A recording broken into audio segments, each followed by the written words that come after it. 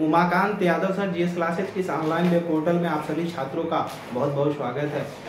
पिछले सेशन में हम लोग भारतीय संविधान एवं राज्य व्यवस्था में संसद में पेश किए जाने वाले विभिन्न प्रस्तावों के विषय में पढ़ा, जिसमें विश्वास अविश्वास प्रस्ताव और भी तमाम प्रकार के प्रस्तावों को देखा और लास्ट में हम लोग निंदा प्रस्ताव को भी देखा। इसके बाद आज के सेशन में हम लोग पढ़ेंगे भारतीय संविधान तथा राज्य व्यवस्था में जो हर परीक्षाओं में जहाँ से महत्वपूर्ण प्रकार के क्वेश्चन बनते रहते हैं और एक महत्वपूर्ण टॉपिक भी है, हम कहें तो आज उसी के विषय में हम लोग करेंगे। संघ की विधायिका के अंतर्गत जो संसद के शक्तियों के अंदर आता है, उसमें आता है विभिन्न प्रकार की जो निधियाँ, यानी हमारे भारतीय संविधान के अंतर्गत संविधान के द्वारा एवं कार्यपालिका या विधायिका यानी संसद के द्वारा सृजित जो संस्थाएं हैं, जो निधियां हैं, उन निधियों के बारे में हम बात करेंगे कि निधियों का वर्णन कहां पर किया गया है, कौन संविधान के द्वारा सृजित है, कौन विधायिका के कानून से बनी हुई हैं और किसके कौन किस पर अधिकार करता है, कैसे इसको देखा जाएगा, उसमें पैसे कहां से आते हैं। आइए चलते हैं, हम संविधान के अंतर्गत सभी प्रकार की जो निधियों का वर्णन है उनके विषय में बात करेंगे। पहला आता है कि भारत की संचित निधि।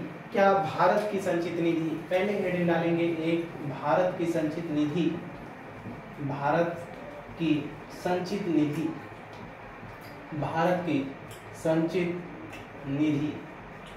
आइए देखते हैं भारत की संचित निधि क्या है।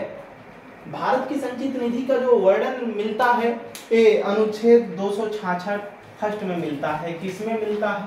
अनुच्छेद 266 क्लास फर्स्ट में मिलता है। ठीक, इसका वर्णन अनुच्छेद 266 के क्लास फर्स्ट में है। यह संविधान के द्वारा सृजित संस्था है। कैसे है? संविधान के द्वारा सृजित है, यानी जब संविधान बना तो संविधान के द्वारा इसका भी निर्माण किया गया। तो आप स्टार बनाकर लिखेंगे यह संविधान के द्वारा सृजित संस्था है, यह संविधान के द्वारा सृजित है, संविधान के द्वारा सृजित है। क्या है? संविधान के द्वारा क्या है? सृजित है। ठीक, यानी भारत की जो संचित निधि है जिसका वर्णन अनुच्छेद 266 क्लास फर्स्ट में किया गया है, खंड 1 में किया गया है, ये संविधान के द्वारा क्या है? सृजित संस्था है।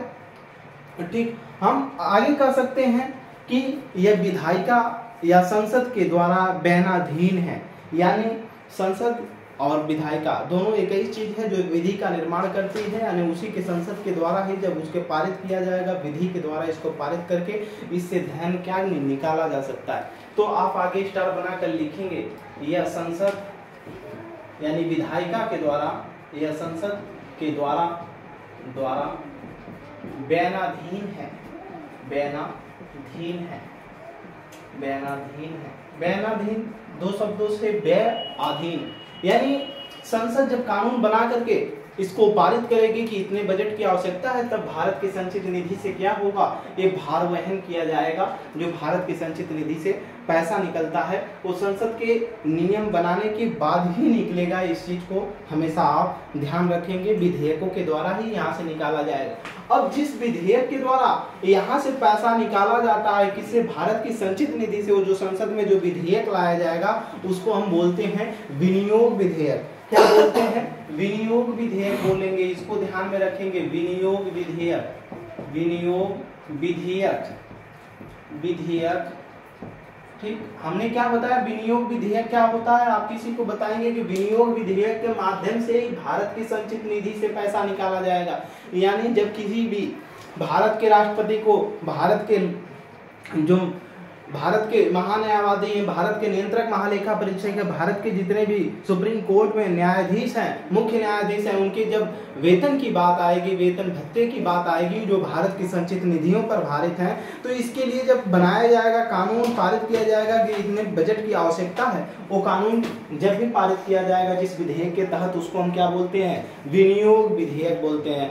तो भारत के अगर कोई पूछता है विनियोग विधेयक क्या है, तो आप बताएंगे भारत की संचित निधि से संसद के अंतर्गत जिस विधेयक के द्वारा पैसा निकाला जा सकता है, ठीक, ट्रांसफर किया जाता है, वो विनियोग विधेयक कहलाता है।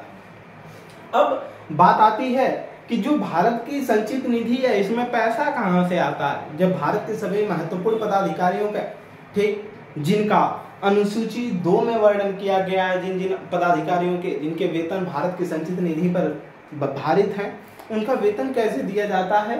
तो हम ये बताएंगे कि भारत की जो संचित निधि में पैसा आता है कहाँ कहाँ से आता है, आप नोट भी करते चलेंगे। लिखेंगे कि करों से, जो भारत में कर व्यवस्था लागू की गई है, कर से प्राप्त राजस्व, और इसके बाद लिखते चलेंगे एक एक करके, कर से प्राप्त राजस्व, ठीक, हाँ इसमें लिखते चलेंगे कर से प्राप्त राजस्व, कर से प्राप्त राजस्व यानी जो टैक्स प्राप्त होगा उससे प्राप्त राजस्व।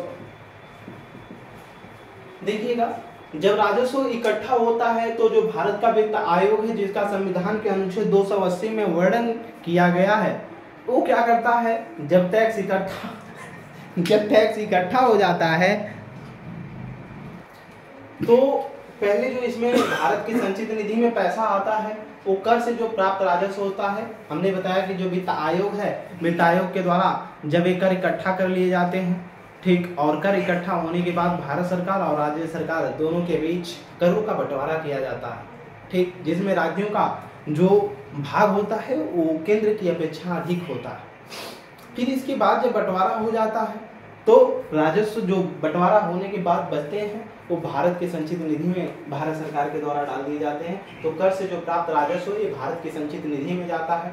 ऋण से प्राप्त धनराशि, ठीक, जो विदेशों में कर्ज दिए गए हैं या अन्य जगहों पर जो कर्ज दिए गए हैं उसे जो प्राप्त धनराशि होती है, ब्याज से जो होने वाली आय है, और ऋण से पुनर्भुगतान होने वाली जो राशियां हैं, ठीक, यानी ऋण दिया गया फिर मिला, जो ब्याज सहित मिला फिर उसको लगाया जाएगा पैसा, जो पैसे इससे मिलते हैं। सरकारी कंपनियों का, जो भारत सरकार की कंपनियां हैं जिसे मुनाफा मिल रहा है, इन पैसों को कहाँ किया जाता है, भारत की संचित निधि में डाल दिया जाता है। और भारत की संचित निधि जो अनुसूची 2 में वर्णित भारत के पदाधिकारियों के वेतन भत्ते की बात की गई है उसको वहन किया जाता है, कहाँ से, अनुसूची 2 से, ठीक, वो भारत की संचित निधियों पर बयानाधीन होती हैं। तो हम लोगों ने भारत की संचित निधि में देखा कि इसका वर्णन संविधान के तहत किया गया है। अगली निधि के बारे में हम बात करेंगे जिसका नाम है आकस्मिक निधि। क्या, आकस्मिक निधि।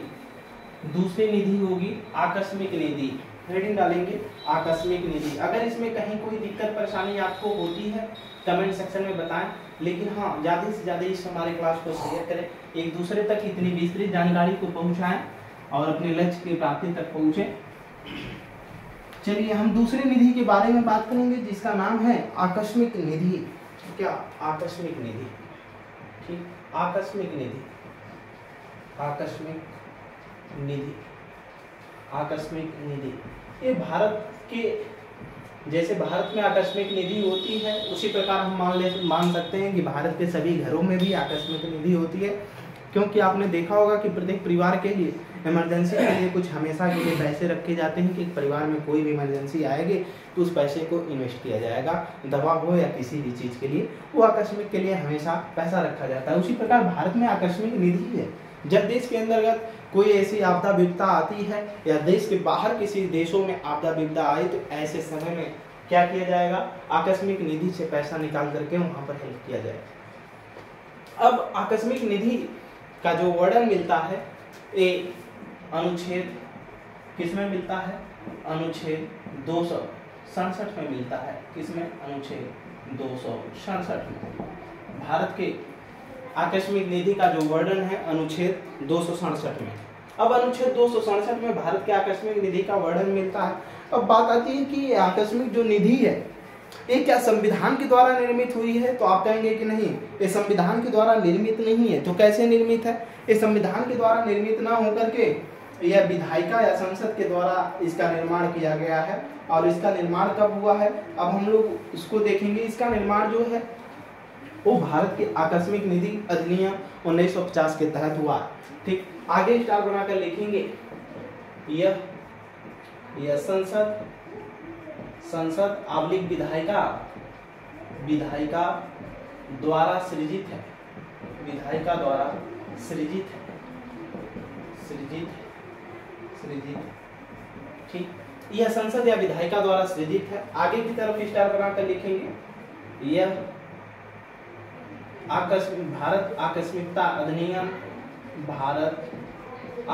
अधिनियम आकस्मिकता अधिनियम, आकस्मिकता अधिनियम 1950 के द्वारा इसका निर्माण किया गया, इसका निर्माण किया गया ठीक। भारत आकस्मिकता निधि 1950 के द्वारा इसका निर्माण किया गया है, जो भारत की क्या है, आकस्मिक निधि है ठीक। वर्तमान समय में इसमें 500 करोड़ रुपए हैं। कितना वर्तमान समय में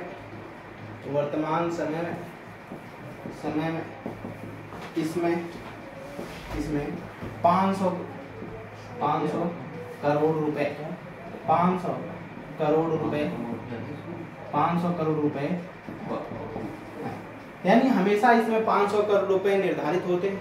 और भारत के अंदर या भारत के बाहर कहीं भी मुद्दा आएगी, जब देश से सहायता लेने की बात आएगी, तो इस आकस्मिक निधि से 500 करोड़ रुपए को निकाला जा सकता है। लेकिन जैसे संसद की प्रक्रिया द्वारा भारत की संचित निधि से पैसा निकाला जा सकता था, लेकिन इसमें संसद की प्रक्रिया नहीं, ये किसके प्रक्रिया से निकाला जाएगा, तो ये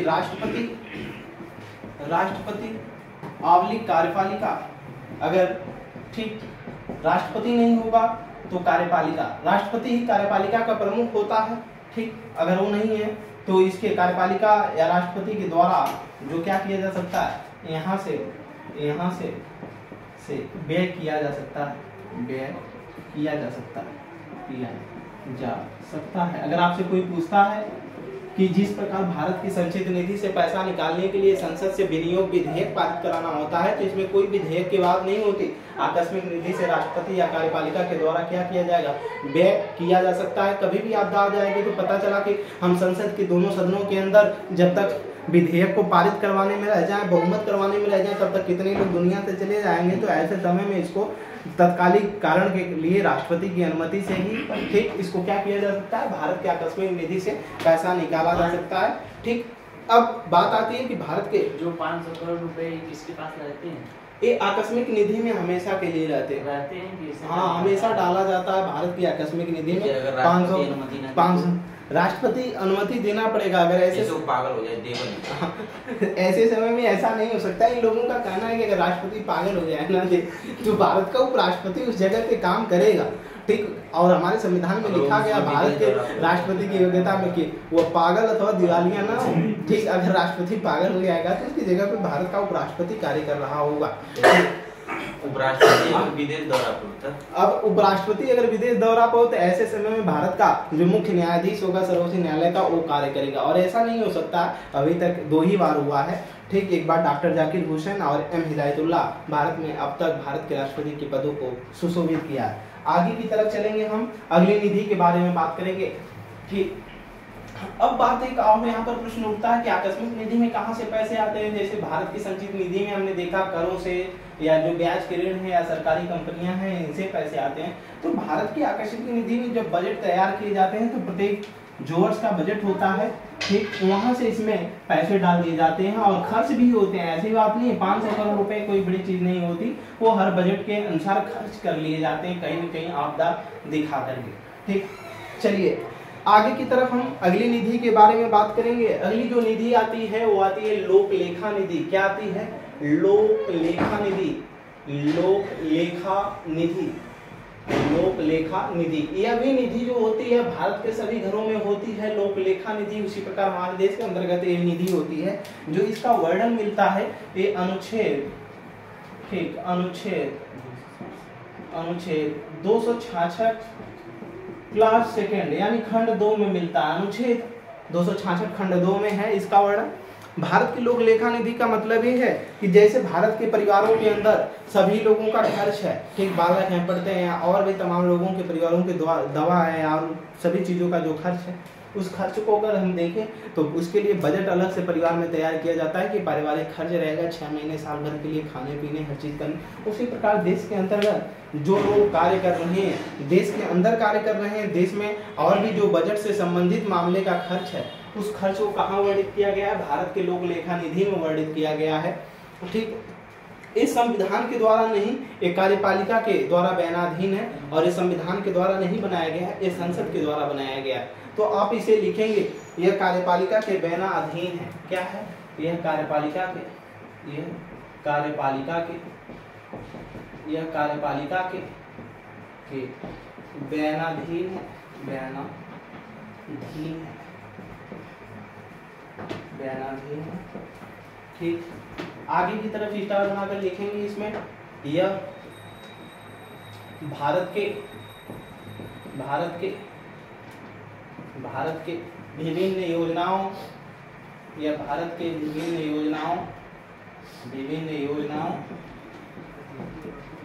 योजनाओं तथा पारित बजट की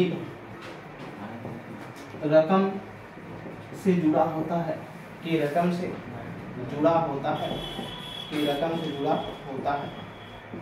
ठीक, ये कार्यपालिका के अधीन होती है और ये भारतीय बजट की रकम से जुड़ा हुआ होता है। ठीक, हम कह सकते हैं तो ये वर्तमान की जो सरकार है उसके पास उसकी अमानत या धरोहर होती है, जिसको चाहे यहाँ से खर्च कर सकती है, लेकिन उसका भी हिसाब किताब रखना होता है। आगे की तरफ अगर हम देखें तो जैसे ईपीएफओ होता है, सरकारी कर्मचारी की जो भविष्य निधि होती है, उसका भी पैसा इसी लोक लेखा निधि में होता है। जितने भी जीवन बीमाएं होती हैं कंपनियां, वो भी जब मुनाफे में जाती हैं तो उसका भी पैसा भारत की लोक लेखा निधि इसमें वर्णित किए जाते हैं। ठीक, यहाँ से भारत सरकार के जितने भी और भी कर्मचारी हैं, जो पदाधिकारियों को छोड़कर कर्मचारियों की जो बात होती है वो यहीं से दिए जाते हैं भारत की लोक लेखा निधि पे, क्योंकि जब बजट तैयार होता है उसी बजट से पेंशन से लेकर के हर चीज़ें दी जाती हैं, तो ये इसी में क्या होती हैं, शामिल होती हैं। तो इसको याद रखेंगे कि सरकारी भविष्य निधि जो होती है वो लोक लेखा निधि में ही सम्मिलित होती है। लोक लेखा यानी जनता का लेखा जोखा जो है, यानी बजट से संबंधित जितने भी मामले होते हैं, जितने भी रकम होती है, यहीं से होती है। भारत सरकार के ये धनराशि का क्या है, स्रोत है, इसलिए हम कह सकते हैं कि भारत सरकार की अमानत या धरोहर है। ठीक, इसका मेंस में कई बार क्वेश्चन पूछे जा चुके हैं और लिखने के लिए भी आया है कि टिप्पणी कीजिए कि जो भारत के लोक लेखा निधि है ये भारत सरकार की अमानत या धरोहर रही है। तो आप इसको अगर बजट से इसको जोड़ दिया गया तो आप बता सकते हैं कि बजट में भारत सरकार जब भी बजट पेश करती है अनुच्छेद 112 के तहत, तो उसमें जनता के लिए ही बजट होता है। आम बजट दो ही प्रकार के होते हैं, एक तो आम बजट, उसे साधारण बजट बोलते हैं, दूसरा रेलवे बजट होता है। अब तो दोनों 2017 से इधर मिला करके पेश किए जा रहे हैं। तो जो आम बजट है वो जनता के तमाम आवश्यकताओं से परिपूर्ण होता है, तो जो परिपूर्ण है उस बजट को जब इसको जोड़ दिया जाएगा लोक लेखा निधि से, तो वो माना जाएगा कि ये भारत सरकार की अमानत या धरोहर है। आज के लिए इतना ही। ज़्यादा से ज़्यादा हमारे क्लास को शेयर करिए। Umakant Yadav sir GS classes में जुड़ने के लिए आप सभी छात्रों का बहुत बहुत धन्यवाद।